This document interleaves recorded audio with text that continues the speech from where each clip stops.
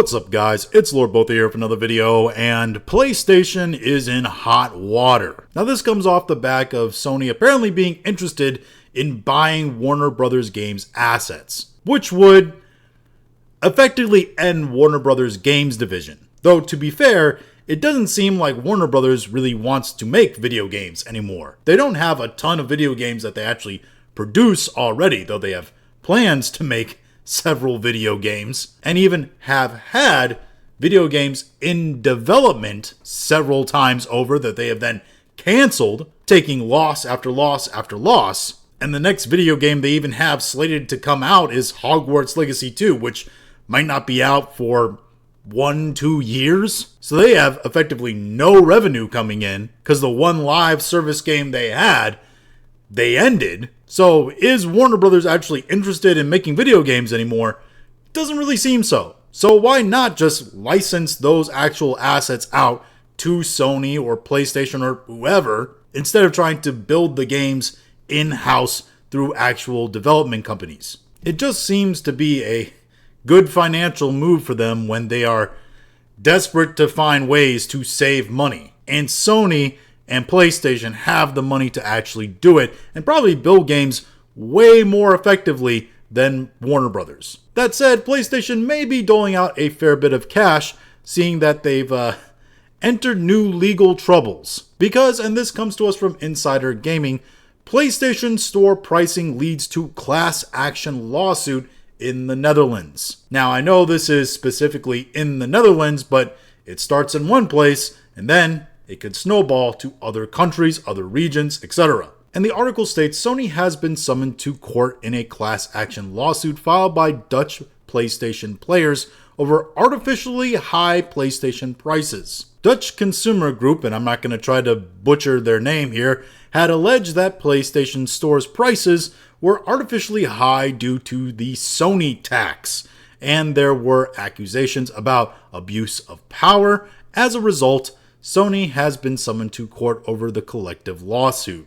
What is the Sony tax, you may ask? Well, we're going to get into that. Because the article states it has been alleged that consoles, quote, work exclusively with digital games instead of physical discs. Moreover, their economic research reveals that consumers pay, quote, an average of 47% more for these digital versions than the same game on disc, even though PlayStation's distribution costs are lower. So this is the same thing that a lot of us have been complaining online for a long time, especially since the Nintendo Switch 2 announced that they were going to have $80 games, right?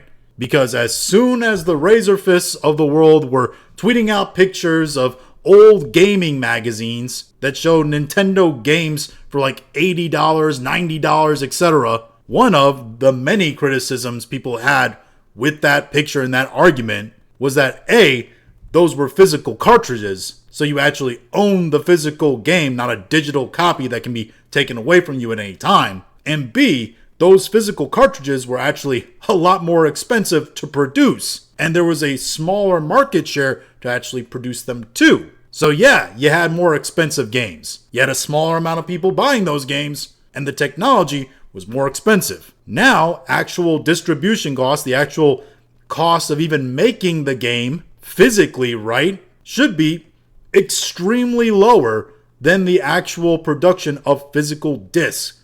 And even physical discs were lower than the original cartridges. So in theory, actually producing games should be at an all-time low. Yet interestingly enough, costs of buying games to the consumers has risen tenfold. The article continues by saying the release also discusses the allegations about the company's, quote, monopoly on digital sales, which combined with PlayStation's large market share in the console market leads to a so-called Sony tax. The tax is considered to be an artificially high price that leads to gamers spending more for digital games and in-game content. So what they're basically saying here is that Sony has exclusive games, right? You can only play them on PlayStation. You can't buy them anywhere else. And they're selling those games at higher cost to consumers, even though their production costs are actually lower. It's important to note that this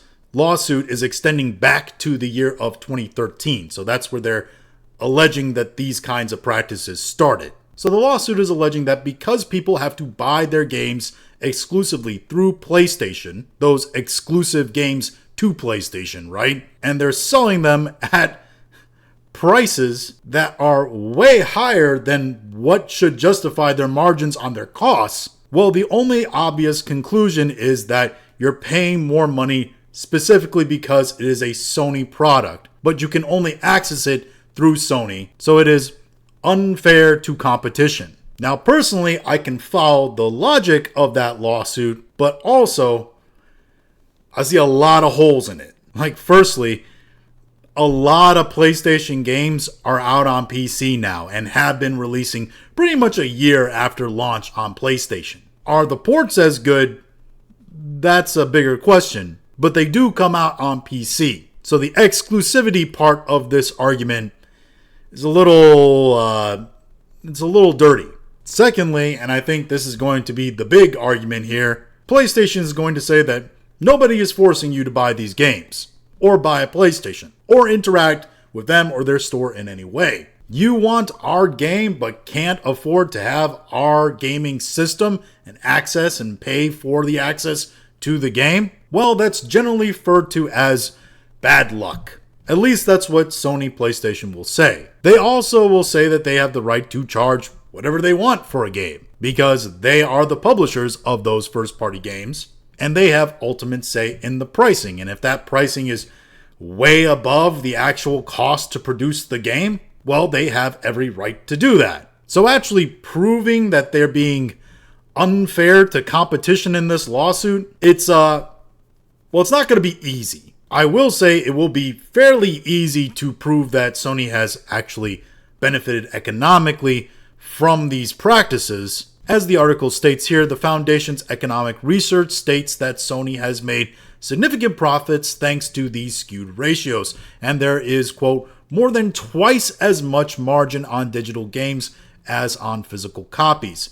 The research reveals that the damage for Dutch consumers has amounted to 435 million euros since 2013. So what they're actually claiming there is that Sony, because of their unfair competition practices against Xbox and PC, etc., have essentially scammed 435 million euros out of Dutch players. Now again, really difficult to actually prove this, I think, and I'm not confident that this lawsuit is going to get thrown out, but I'm definitely leaning more towards Sony probably getting a win on this. It's like a 60-40. However, if they do get a loss on this, and they actually have to pay those damages, well, it's going to open the floodgates for other countries, and that 435 million is going to get a lot more in paid damages. It could do significant damage to Sony if this spreads to other countries. However, again,